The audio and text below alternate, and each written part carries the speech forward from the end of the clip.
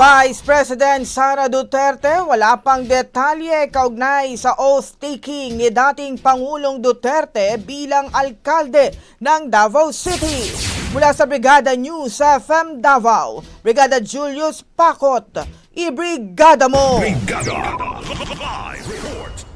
2 linggo na lang bago magsimula na maglingkod ang mga nanalo sa 2025 midterm election ay hindi pa alam ni Vice President Sara Duterte kung kailan magaganap ang oath-taking ng kanyang ama na si dating Pangulong Rodrigo Duterte na kasalukuyang nakadetain sa The Hague, Netherlands sa International Criminal Court.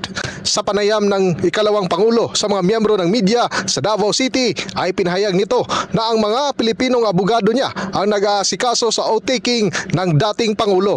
Doon sa oath-taking, hindi ko alam kung ano yung discussions niya. Iba din ang mga abogado ni dating Pangulong Duterte sa oath-taking niya. Mga Filipino lawyers ang kausap niya at nag-aasikaso ng kanyang oath-taking. Matatandaang nanalo si dating Pangulong Rodrigo Duterte bilang alkalde ng Davao City matapos makakuha ng mahigit 600,000 na boto.